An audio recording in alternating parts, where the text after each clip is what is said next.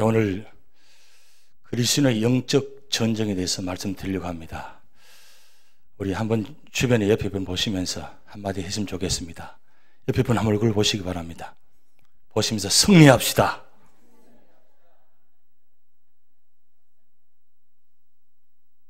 그렇게 해서 승리할 수 있겠습니까? 세상이 점점 혼탁해지고 세상이 악합니다. 굉장히 어려운 때입니다. 세상이 호락호락하지 않고 세상 속에서 살아가는 우리들이 믿음의 성도이면서 언제나 쓰러지고 넘어지는 것이 우리 성도들의 모습입니다. 오늘 사도 바울은 에베소 6장의 말씀을 통해서 우리에게 성도의 삶의 모습을 지금 말씀하고 있습니다. 오늘 이 시간이 에베소서 마지막 말씀입니다.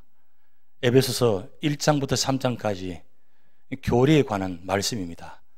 어떻게 구원받았는가, 그리고 어떻게 성도가 되었는가, 그리고 어떻게 이 땅 위에 교회가 세워졌는가, 이걸 1장부터 3장까지 말씀하시는데, 하나님은 우리를 그냥 당시에 구원하는 것이 아니라 창세전부터 우리를 세우셔서 우리를 선택하시고 예정하셔서 우리를 구원하셨다고 말씀했습니다. 구원의 과정이 단순한 과정이 아니고 주님께서 친히 이 땅에 오셔서 십자가에 죽으심을 말미암아 우리를 구원하셨습니다. 그러면서 구원받은 우리를 오늘 에베소 말씀 보면 하나님의 작품이라고 말씀했습니다. 하토브, 심히 보시기에 좋았더라. 옆에 분 보시면 얼마나 아름답고 보기 좋습니까? 연세 드시면 드신 대로, 젊은 대로, 다 나름대로 다 아름다운 이유가 바로 그렇습니다. 그래서 세상에 지금 단풍이 들고 아름다운 계절이지만 단풍보다 더 아름다운 모습이 바로 여러분 모습입니다. 하나님은 천지를 창조하시고 보시면서 심히 보시기 좋았더라 하지 않았습니다. 그냥 보시기 좋았더라 토부하셨습니다. 그런데 그 우주만물 정말 아름답게 만든 에덴 동산 보시면서도 하토부하지 않으셨는데, 에덴 동산의 마지막 작품 아담과 하와를 보시면서 하토부, 보시기에 심히 좋았더라. 에덴 동산의 아담과 하와의 후손들인 우리가 바로 하나님의 작품인 그리스도인입니다. 여러분을 구원받게 하시기 위해서 친히 주님께서 오셔서 십자가에 죽으심으로 말미암아 그 놀라운 구원의 역사가 나타났다는 사실입니다. 그리고 그 구원의 과정을 통해서 세워오셔서 오늘 교회를 세우셔서 교회 안에 여러분들을 이 안에 담아놓고 아름답게 교회를 만들어 가시면서 이 나라에, 이 땅에 하나님 나라를 확장해 나갑니다. 우리 유저지 연합장로교회 이곳에 세우신 이유는 바로 그것입니다. 하나님께서 세우신 이 교회가 이 마지막 때에 하나님 작품들을 구원해서 이곳을 세워서 하나님의 영광을 돌리도록 하기 위해서 세우신 것입니다. 그래서 에베소서 1장부터 3장까지는 교리적으로 구원받은 성도가 어떻게 구원받는가를 말씀하시고 4장부터 6장까지는 생활면입니다. 구원받은 성도는 어떻게 세상을 살아야 하는가, 그 말씀을 4장부터 6장까지 말씀 기록해 놓았습니다. 특별히 그 안에는 남편과 아내가, 그 다음에 부모와 자녀가, 그리고 종과 주인이 모든 성도와 성도 간에 어떻게 믿음 안에서, 그리스도 안에서, 말씀 안에서 살아갈 것인가 말씀하면서 마지막 6장의 끝으로 하시면서 이 마지막 때는 세상이 점점 혼탁해지고 악한 세상이 된다는 겁니다. 그래서 세상의 모습 가운데 사도 바울과 모든 성경 기자들은 세 가지 전쟁을 이야기하고 있습니다. 첫째 전쟁은 바로 그것입니다. 그리스도 안의 영적인 전쟁인데, 그 전쟁은 육신과의 전쟁입니다. 이 육신과의 전쟁은 우리 삶 속에 우리 안에 있는 죄성을 가지고 죄 때문에 일어나는 죄의 문제의 전쟁입니다. 그래서 날마다 우리 삶 속에 이 육신과의 전쟁이 날마다 이루어지고 있습니다. 그리고 두 번째로는 세상과의 전쟁입니다. 이 세상과의 전쟁은 우리가 교회 안에 있다가 세상에 나가서 살아가면서 만나는 문제점들, 악한 모습들을 만났을 때 어떻게 전쟁을 치러서 이길 수 있든가, 그 말씀을 하고 있습니다. 그리고 세 번째는 마귀와의 전쟁입니다. 이 마귀와의 전쟁, 바로 최후의 전쟁입니다. 좀 더 구체적으로 말씀드리면, 첫 번째 육신과의 전쟁은 우리가 이 육신과의 전쟁에서 어떻게 이길 것인가? 그 말씀을 로마서 13장 12절 말씀에 밤이 깊고 낮이 가까웠으니 그러므로 우리가 어둠의 일을 벗고 빛의 갑옷을 입자. 캄캄한 밤입니다. 캄캄하다는 것은 죄악의 관영에서 죄성이 드러나서 모든 사람들이 그 속에 이 죄로 말미암아 어둠이 찾아왔다는 겁니다. 그래서 로마서 1장의 말씀 보면 그 우리 속에 있는 죄성이 21가지 이상이 기록했는데 정말 상상도 못하는 그런 죄악의 모습이 기록되어 있습니다. 그래서 어둡다고 했습니다. 이 어둠에 마지막 밤이 깊었다고 했습니다. 곧 낮이 가까웠다. 이제 주님께서 오실 때가 가까웠다는 뜻입니다. 그러므로 우리가 이 어둠의 일을 벗고 빛의 갑옷을 입어야 된다. 이 어둠은 구원받지 못한 성도의 모습입니다. 구원받은 자는 바로 빛의 갑옷, 주님의 옷을 입어야만 이 육신과의 전쟁에서 이길 수 있다는 겁니다. 내가 어떤 자리에 있든지 어떤 삶의 모습이 있든 간에 내 속에 있는 이 죄성을 때문에 우리는 언제나 넘어집니다. 그래서 사도 바울은 날마다 그 고백하기를 내 속에 두 자아가 있어서 날마다 싸우노라. 그렇게 믿음이 좋고 그렇게 말씀 안에 있던 사도 바울도 그가 죄 안에 있는서 죄를 이길 수가 없다는 겁니다. 그래서 심지어 그는 그렇게 고백합니다. 나는 죄인 중에 괴순이라. 극단적인 표현입니다. 죄인 중에 가장 우두머리라는 뜻입니다. 그럴 정도로 사도 바울 마음속에 이 죄성을 말미암아 날마다 힘들게 하고 어렵게 만들고 하지 못하게 하고 그 죄 때문에 날마다 미워하게 되고 실족하게 되고 원망하게 되는 그런 모습들이 우리 안에 있다는 겁니다. 사도 바울도 마찬가지, 우리도 마음도 마찬가지입니다. 육신과의 전쟁 날마다 치는 겁니다. 이 육신의 죄 때문에 날마다 전쟁합니다. 그런데 이 전쟁에서 이기려면 주님의 빛의 갑옷을 입으셔야 됩니다. 주님의 자리로 나오셔야 됩니다. 주님 앞에 서셔야 됩니다. 주님께서 빛 되시고 길이 되시고 생명이 되셔서 말씀하셨습니다. 그러니까 빛 되신 주님 앞에 나오면 그 주님의 빛을 받아서 우리의 어둠을 몰아내게 되고 우리 속에는 모든 죄성이 빛으로 말미암아 녹아지게 되고 그래서 그 죄성을 깨닫게 되고 회복되어서 주님 안에서 빛의 갑옷을 입어야만 승리할 수 있다는 것입니다. 두 번째는 세상과의 전쟁입니다. 로마서 6장 13절 말씀에 또한 너희 지체를 불의의 무기로 저에게 내주지 말고 오직 너희 자신을 죽은 자 가운데서 다시 살아난 자 같이 하나님께 드리며 너희 지체를 의의 무기로 하나님께 드리라 말씀했습니다. 불의의 무기가 또 있습니다. 이 불의의 무기가 바로 죄입니다.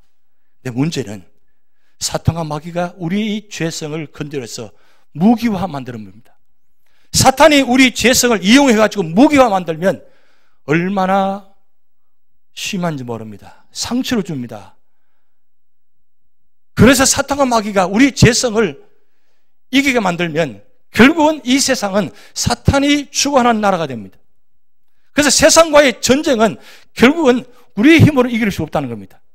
그래서 의의 무기, 바로 우리를 의롭다 하시고 인정하신 그 하나님의 자녀, 우리는 죄인입니다. 죄인인 우리를 로마서 8장의 말씀 보면 우리를 의롭다 하시고 그리고 어렵다 하시는 뿐만 아니라 우리를 부르시고 그리고 우리를 영화롭게 하셨다고 했습니다. 우리는 의로운 존재가 아닙니다. 죄성을 갖고 있습니다. 그런데 하나님은 창세전부터 우리를 선택하시고 예정하시고 그리고 우리를 부르시고 우리를 의롭다고 인정하셨습니다. 그래서 로마서 8장의 말씀 보면 우리를 그리스도 안에서 누가 정죄하리요? 왜냐하면 하나님이 우리를 의롭다 하셨기 때문입니다. 우리가 보기는, 내 자신도 보기는 죄인입니다. 부족합니다. 연약합니다. 그런데 하나님께서 나를 의롭다고 인정하셨습니다. 이게 바로 의의 무기입니다. 의의 무기를 들고 세상에 나가서 승리하라는 겁니다. 그럴 때만이 승리할 수 있다는 겁니다. 너는 죄인이야. 너는 죽을 수밖에 없어. 사탄은 언제나 우리를 공격합니다. 그럴 때 하나님께서 우리를 함께 하시니까 누가 그리스도의 사랑을 끊으리요? 우리는 넉넉히 이기리라.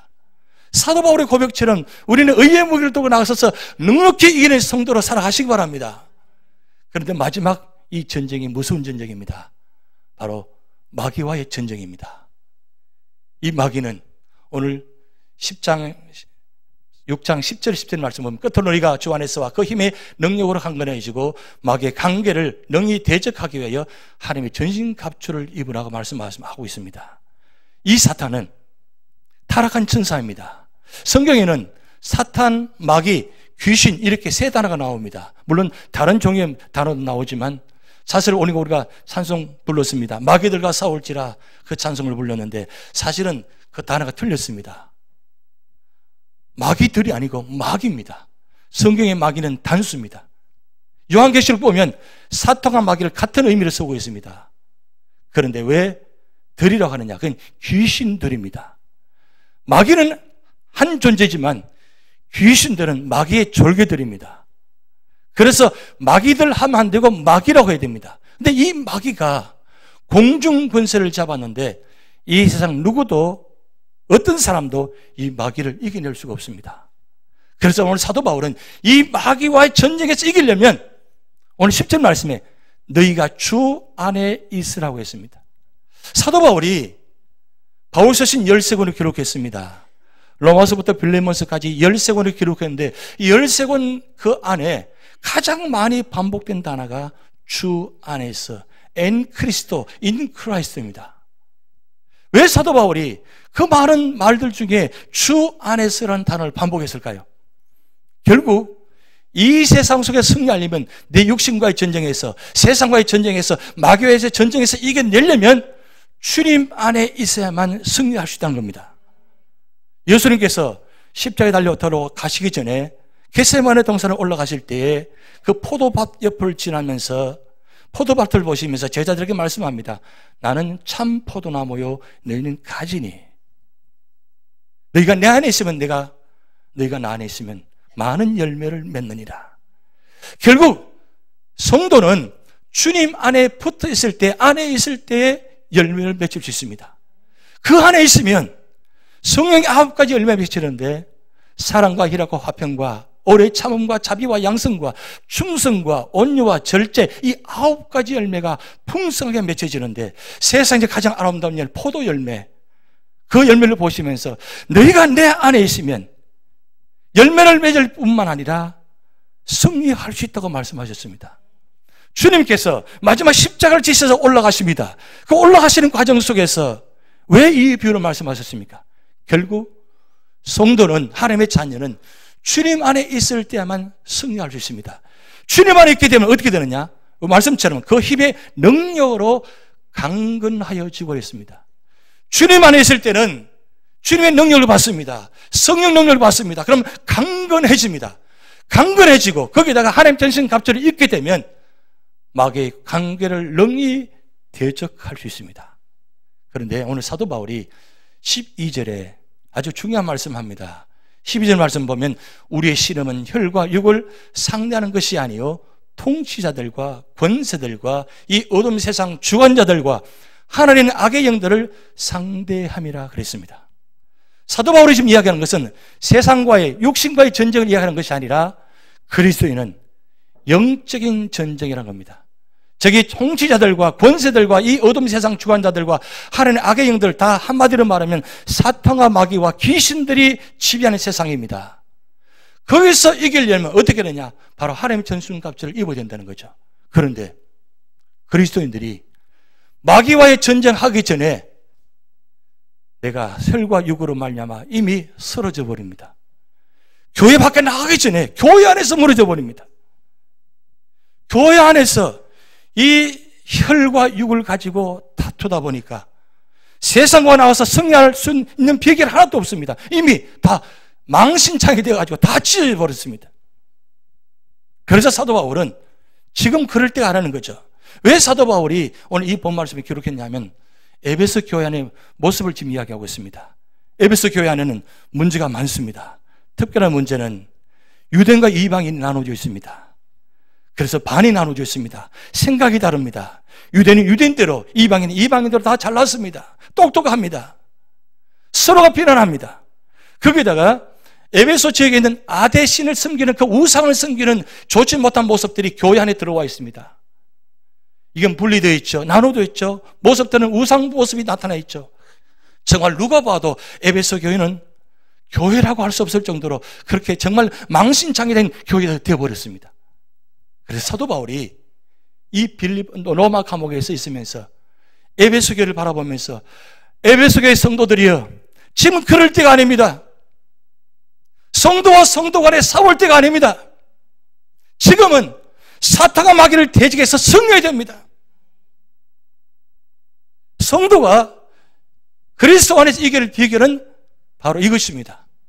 세상에 어떤 사탄과 마귀가 다가온다 할지라도 하나님의 전신갑주를 입게 되면 승리할 수 있다는 것입니다. 그래서 사도 바울은 오늘 13절 말씀에 그러므로 하나님의 전신갑주를 취하라.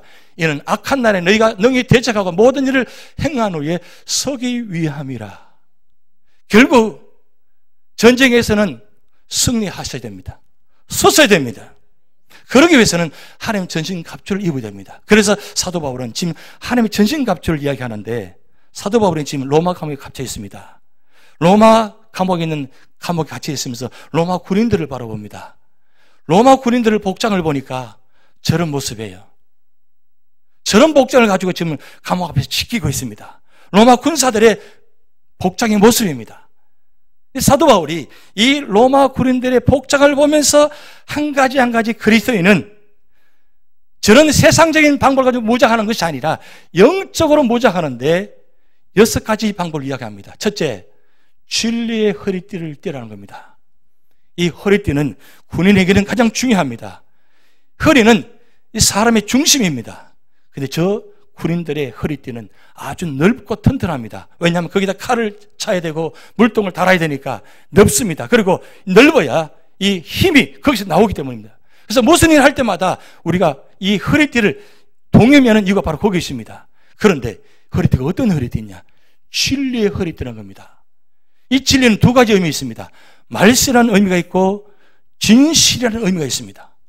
그리스도는 어떤 자리에 있든지 이 진리의 허리띠를 매야 되는데 허리띠가 바로 말씀의 허리띠입니다.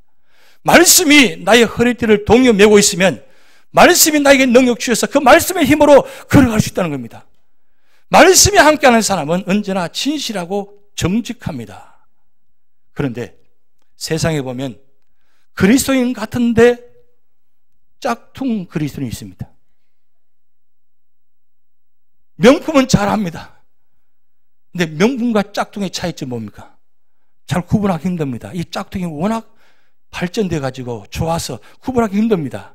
그러나 만든 사람은 압니다. 짝퉁인지 명품인지. 그런데 이 명품을 모아하잖아요. 그런데 그리스도도 마찬가지. 명품 그리스도인이 있고 짝퉁 그리스도인이 있다는 거예요. 믿는 것 같은데 예배는 열심히 드리는데 기도는 열심히 하는 것 같은데 나중에 보니까 힘이 없습니다. 가장 중요한 힘을 써야 될 부분에 허리에 힘이 없으니까 힘을 쓰지 못합니다. 여러분 연세가 드시면 어떻습니까? 무슨 일을 드는데 어떻습니까? 힘드시잖아요. 왜 그렇습니까? 젊었을 때는 펄펄 날았죠. 쌀 한 가마에다 들었잖아요. 근데 지금 어떻습니까? 드시는 폼이 엉거주춤해서 겨우 들 정도로 들지도 못하잖아요. 왜 그렇습니까? 허리에 힘이 없는 겁니다. 성도도 마찬가지예요.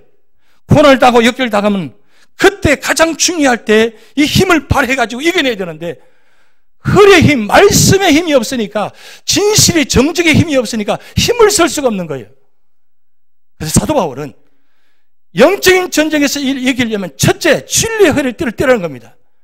거기에 2번째, 의의 호심경을 가지라 합니다.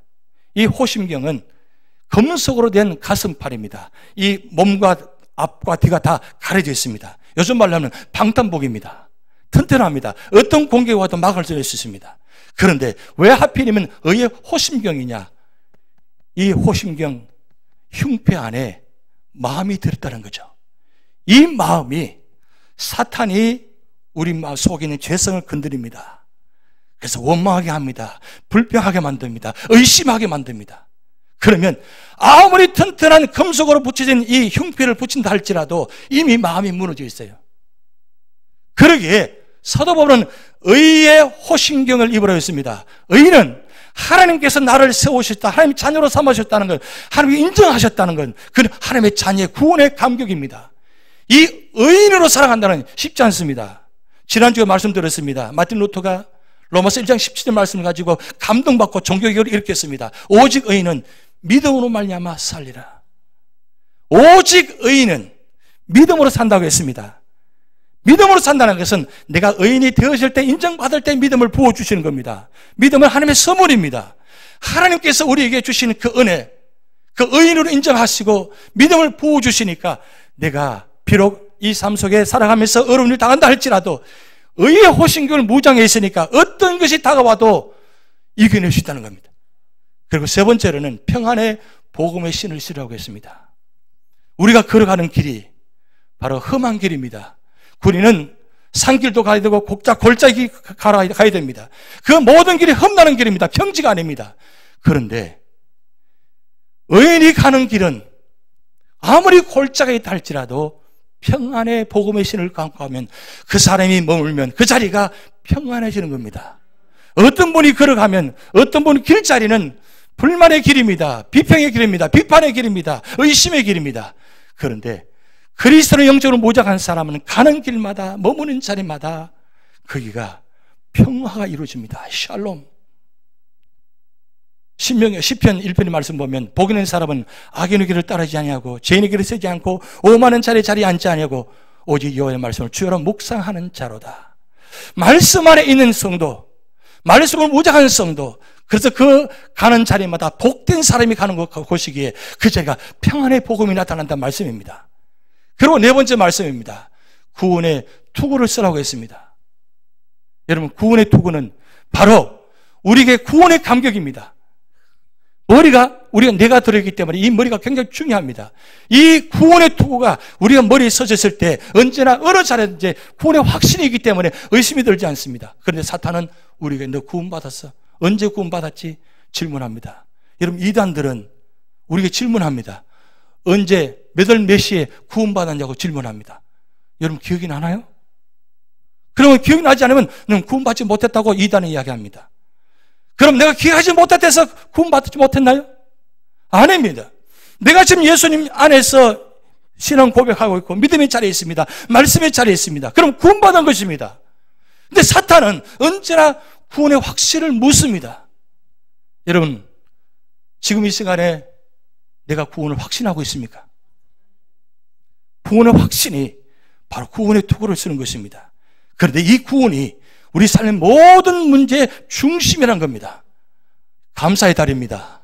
이 감사의 달에 가장 원초적인 감사는 바로 구원의 감사입니다. 이 감사는 왜 감사냐?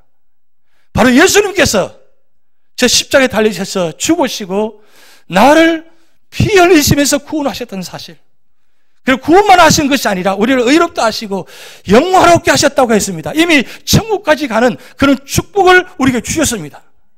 그러기에 우리는 구원의 확신이 이게 영원한 구원입니다. 이 구원의 확신을 갖고 있으면 어떤 자리도 의심하지 않고 흔들리지 않습니다. 바람이 조금만 불면 흔들리잖아요. 조금만 얼음만 닦으면 넘어지잖아요. 왜 그토록 오래 쓰다고 신앙생활에 오셨는데 아직도 염려하고 의심하고 불안하고 불만하고 원망하고 불평하고 계십니까? 이제는 내려놓으셔야 되는 겁니다. 주님 만날 날이 가까워 가시는데 언제까지 아직도 긴가민가하고 아직도 불안해하는 그런 모습이 있습니까? 이제는 어떤 역경이 다온다 할지라도 구원의 확신을 가지고 그리고 믿음의 자리에서 계셔야 됩니다. 그러면서 사도 바울은 믿음의 방패를 가지라 했습니다. 이 믿음의 방패는 공격할 때 가장 막는 무기입니다. 근데 오늘 말씀 보면 불화살을 쏜다 그랬습니다. 불화살을 막는 것은 믿음의 방패입니다. 근데 이 방패가 가죽으로 덮어서 튼튼하게 만들었습니다. 그런데 전쟁이 치러 나갈 때 이 방패를 물에 잠근다 합니다. 물에 잠궈서 들고 나가면 그래서 아무리 불화살이 쏜다 할지라도 이 불화살이 방패에 꽂지 못하고 물이 젖어 있기 때문에 불이 꺼져버린다는 겁니다. 그런데 이 사탄과 마귀가 호시탐탐 우리 빈틈을 노려가지고 불화살을 쏘는데 이 불화살을 맞게 되면 이 불화살이 바로 의심의 화살입니다. 염려의 화살입니다. 원망의 화살입니다. 이 하나 맞게 되면 온통 불이 나서 안에 다 태워버립니다. 그래서 조금만 얼음은 당해도 야단합니다. 지구상에서 가장 얼음 당하는 처럼 폼을 잡고 세상에 무거운 짐은 다 혼자 지고 가는 것처럼 얼굴을 내친자거리면서 교회 들어옵니다. 죽겠다는 겁니다. 힘들다는 겁니다. 내가 이러고 예수 믿었는가? 내가 왜 이 모습이 됐는가? 왜 하나님은 살아계시다면 왜 말씀하지 않는가? 왜 응답하지 않는가? 왜 응답해 주시지 않는가? 날마다 불평하고 원망합니다. 그런데 어떤 불화살이 쏜다 할지라도 그러지 않아 영적으로 모자란 사람은 믿음의 방패에 있으니까 든든히 이긴다는 겁니다. 그래서 믿음이 이긴다고 했습니다. 세상에 어떤 것도 이길 수 없는데 믿음이 이긴다고 했습니다. 바로 믿음의 방패입니다. 믿음의 방패 가지고 승리하시기 바랍니다. 그럼 마지막 중요한 공격용 무기가 있습니다. 바로 성령의 검입니다. 이 검은 군인에게 가장 필요한 무기입니다. 그런데 세상의 검도 필요하지만 가장 중요한 검은 성령의 검, 이 성령의 검은 하나님의 말씀이라고 했습니다. 이 세상 속에서 마귀와 전쟁하려면 우리의 힘은 우리의 지식 가지고는 우리 경험 가지고 이겨낼 수 없습니다. 베드로 요한이 성전 미문의 안전미를 바라보면서 내게는 은과 금은 없지만 내게 있는 것은 내게 주노니 나사렛 예수 그리스도 이름으로 걸어라 했습니다. 여러분 우리가 가진 것은 은과 금이 없습니다. 아무것도 가진 거 없어요. 그러나 이 세상에서 가장 훌륭한 무기, 최고의 무기 무엇입니까? 예수 그리스도께서 우리에게 말씀해 주신 그 말씀을 가지고 선포하는 거예요. 주 예수를 믿어라. 주님의 이름으로 선포하시기 바랍니다. 그러면 승리할 수 있다는 말씀입니다. 말씀이 가는 곳마다 말씀이 승리하게 만드십니다. 나는 할 수 없습니다. 그러나 말씀이 무찌르게 만드십니다. 그런데 이 6가지 하나님의 전신갑주도 중요하지만 가장 중요한 한 가지가 있습니다. 바로 18절 말씀, 우리 다 같이 한번 합독하시겠습니다. 모든 기도와 간구를 하되 항상 성령 안에서 기도하고 이를 위하여 깨어 구하기를 항상 힘쓰며 여러 성도를 위하여 구하라. 여러분 전쟁의 군인들은 전쟁에 나가서 가는 곳마다 반드시 본부의 연락을 받아야 됩니다. 그리고 지시를 받아서 움직여야 됩니다. 만약에 군인이 본부의 지시를 어기고 혼자 독단적으로 만약에 움직이면 반드시 죽게 됩니다. 기도는 바로 이것입니다. 기도는 아무리 무장했다 할지라도 하나님께서 작전을 명하시지 않으면 실패한다는 겁니다. 그래서 기도는 하나님과의 바로 관계입니다. 항상 우리 삶의 자리마다 관계가 바로 하나님과의 관계 안에 있는데 여기 3가지 말씀입니다. 항상 성령 안에서 기도하라고 했습니다. 성령 안에서 기도할 때 세상의 어떤 의심도 이겨낼 수 있습니다. 기도하면 기도의 자리에 있으면 의심부터 하게 만듭니다. 사탄은 기도하지 못하게 온갖 방법을 다 동원합니다. 기도하려고 하면 전화가 옵니다. 기도하려고 하면 자꾸 이상한 생각이 들게 만듭니다. 기도 자리에 있긴 있는데 딴 생각하고 있습니다. 의심하게 만듭니다. 그것이 사탄과 마귀의 방법입니다. 그러기에 성령 충만하라 뜻이 바로 그것입니다. 성령을 사모하고 성령 안에 있으면 그 안에서 기도하게 되면 우리는 이길 수 있는 방법이 되는데, 2번째, 깨어 구하기를 항상 힘쓰라 그랬어요. 군인은 눈을 감으면 안 됩니다. 전쟁 치를 때는 눈을 떠서 나가야 됩니다. 그리스도는 마찬가지예요. 깨어 계셔야 돼요. 깨어 있다는 것은 말씀이 잘 있다는 뜻입니다. 말씀을 묵상한다는 뜻입니다. 우리가 요즘 수요일마다 시편 119편 말씀 보고 있습니다. 1절부터 176절까지 말씀인데 그 모든 말씀 구절들이 다 말씀과 연결되어 있습니다. 한마디로 말하면 말씀이 곧 무기고 말씀이 곧 능력이다. 말씀을 암송하고 말씀을 엎드리고 말씀을 묵상하면 말씀이 나를 깨어지게 만드는 것입니다. 의심하지 못하게 만듭니다. 그리고 3번째, 여러 성도를 위하여 구하라. 군인은 함께 가서 싸우는 것입니다. 혼자 싸울 수가 없습니다. 그렇다면 오늘 유저지연합 장로교회 우리 모든 성도들은 또 함께 그리스도 안에서 영적인 함께 군사들입니다. 이 세상은 점점 힘들게 만듭니다. 어렵게 만듭니다. 그리고 사탄과 마귀가 교회를, 우리 성도를 넘어지게 하려고 호시탐탐 넘어오게 하고 있습니다. 그런데 오늘 굉장히 중요한 말씀인데 요한일서 4장 4절 말씀, 자녀들아 너희는 하나님께 속하였고 또 그들을 이겼나니 이는 너희 안에 계시니가 세상에 있는 자보다 크심이라. 자녀들아 너희는 하나님께 속하였다 그랬어요. 하나님께 속한 자는 하나님이 그들을 이기게 만드십니다. 나는 이길 수 없어요. 그러나 하나님이 이 세상 어떤 보다 큰 자기에 승리하신다는 겁니다. 그래서 야고보서 4장 7절 말씀, 우리 다 같이 있습니다. 그런데 너희는 하나님께 순복할지어다. 마귀를 대적하라. 그리하면 너희를 피하리라. 마귀를 대적하라고 했습니다. 그리스도 이름으로 말씀을 무작위해서 대적하시기 바랍니다. 피하지 마시기 바랍니다. 숨지 마시기 바랍니다. 마귀에 당한 자는 언제나 숨어버립니다. 사탄과 마귀가 우리를 넘어지게 하는 방법이 첫째 방법이 숨게 만듭니다. 여러분, 에덴 동산에 아담과 하와가 말씀에 불순종하고 사탄과 마귀의 역사를 말미암아 숨어버렸습니다. 숨었을 때 하나님이 오셔서 아담아 내가 어디 있느냐 찾았었습니다. 바로 죄가, 사탄과 마귀는 언제나 우리를 넘어지게 하고 숨게 만드십니다. 그런데 오늘 말씀에 마귀를 대적하라. 그러면 너희를 피하리라. 오늘 베드로전서 5장 8절 9절 우리 천천히 가져 있습니다. 근신하라, 깨어라. 너희 대적 마귀가 우는 사자같이 두루다니며 삼킬 자를 찾나니 9절 너희는 믿음을 굳건하게 하여 그를 대적하라. 이는 세상에 있는 너희 형제들도 동일한 고난을 당하는 줄을 암이라. 믿음에 굳건히 있어서 하나님 전승갑주를 입고 나가서 승리하신 여러분 되시기 바랍니다. 하나님이 여러분과 함께 하십니다. 하나님 여러분을 자녀로 삼으셨습니다. 하나님 백성으로 인정하셨습니다. 우리를 의롭다 하셨습니다. 이제는 나가서 싸우기만 하시면 됩니다. 우리 안에서 무너지는 것이 아니라 하나님 주신 말씀을 가지고 무기를 가지고 세상에 나가서 승리하시는 여러분이 되시기 바랍니다. 기도하시겠습니다.